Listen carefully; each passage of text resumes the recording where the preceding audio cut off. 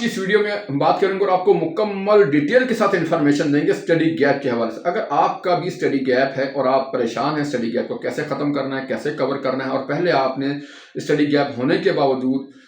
Visa के लिए apply कर दिया था और आपका वीज़ा रिफ्यूज़ हो गया था और आप अब दोबारा अप्लाई करना चाह रहे हैं, तो याद रखिए जब तक आप अपने स्टडी गैप को ख़त्म नहीं करेंगे, कवर नहीं करेंगे, इसको एक्सप्लेन नहीं करेंगे डॉक्यूमेंटेशन की सूरत में, तो आपको दोबारा वीज़ा फिर रिफ्यूज़ हो जाएगा।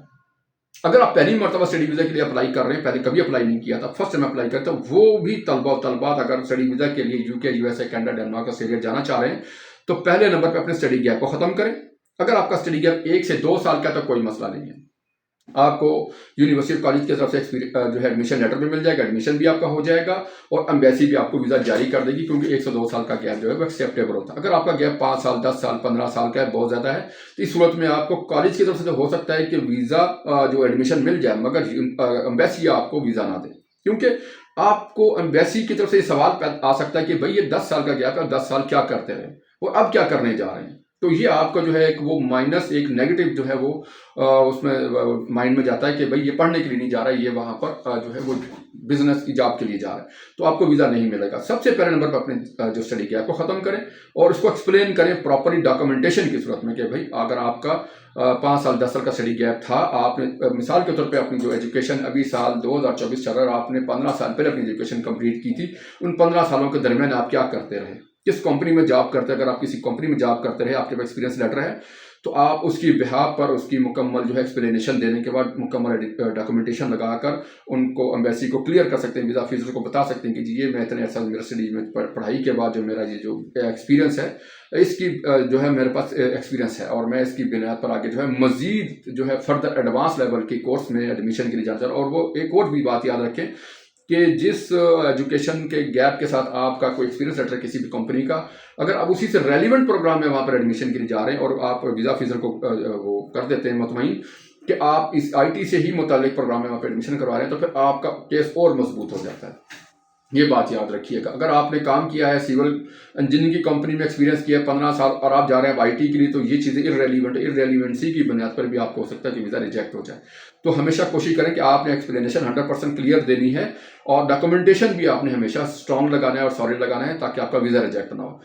तो अगर आपको इस तरह का कोई फैक्टर है, आपको कोई सामना करना पड़ा, आपको कोई प्रॉब्लम इस सिलसिले में जो है वो स्टडी गैप के हवाले से, आपका 3 अर्से का स्टडी गैप और आप स्टडी की वीज़ा के लिए अप्लाई करना चाह रहे हैं, पहले वीज़ा रिफ्यूज़ हो गई, ये पहली दफ़ा अप्लाई कर रहे हैं, तो हमेशा कोशिश करें कि अपने स्टडी गैप को पहले ख़त्म करें ताकि आपको वीज़ा 100% मिल सके।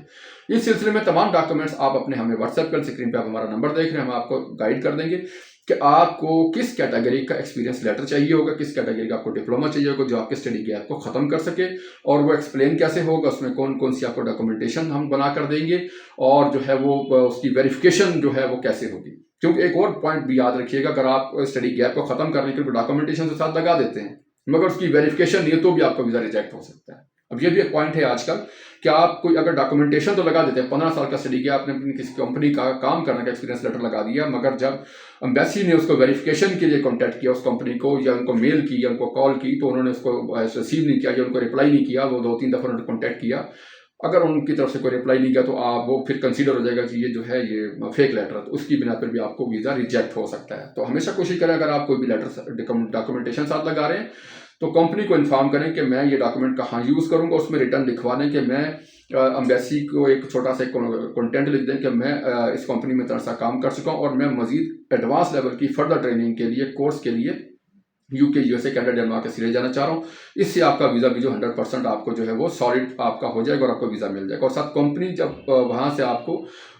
एम्बेसी की तरफ से कॉल जाए तो उसको जो कंपनी भी उसको वेरीफाइड करे, हाँ जी हमारे पास इन्होंने इतना सा काम किया और मजीद ये फर्दर स्टडी के लिए जाना चाह रहे हैं, तो आपका वीज़ा मिल जाएगा। इस सिलसिले में अगर आपको डॉक्यूमेंटेशन दरकार है, कंपनी की एक्सपीरियंस लेटर अगर आपको चाहिए, या अपना स्टडी गैप कवर करने के लिए 1 साल 2 साल का हमारा जो इदारे का रजिस्टर्ड डिप्लोमा चाहिए जो हम आपको स्टडी गैप कवर करने के लिए बना कर देंगे, उस सिलसिले में अगर आप चाहें तो स्क्रीन पर दिखाया गया हमारे व्हाट्सएप नंबर पर आप तक कर सकते हैं। अगर आपका इस सिलसिले में किसी किस्म का कोई भी प्रॉब्लम है स्टडी गैप के बारे में, तो याद रखिए जब तक आपका स्टडी गैप खत्म नहीं होगा, इसको खत्म नहीं करेंगे, इसको कवर नहीं करेंगे, तब तक आपको वीज़ा नहीं मिल सकता। 1 से 2 साल का गैप तो आप खत्म कर सकते हैं, इसको वीज़ा मिल सकता है, मगर 5 साल 10 साल का गैप एक्सेप्टेबल नहीं है। तो इसके लिए पहले आप अपने डॉक्यूमेंट्स तैयार करें और वेरीफाइडेबल तैयार करें, उसके बाद फिर आप वीज़ा के लिए अप्लाई करें। दूसरी बात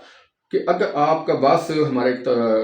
जो है वो तलबा सवाल करते हैं कि सर अगर स्टडी गैप है तो क्या वीज़ा मिल सकता है? जी बिल्कुल मिल सकता है। बाज़ औक़ात आप उसको एक्सप्लेन अगर कर देते हैं, वर्बली भी कर देते हैं, वीज़ा ऑफिसर को मुतमईन भी कर देते हैं, बाज़ औक़ात वीज़ा मिल भी जाता है और नहीं भी मिल सकता। मगर बेहतर तरीका यही है कि आप उसको डॉक्यूमेंटेशन स्ट्रॉन्ग लगाएं और वेरीफाइडेबल लगाएं, उसके बाद स्टडी वीज़ा के लिए अप्लाई करें ताकि आपका वीज़ा रिजेक्ट ही ना हो।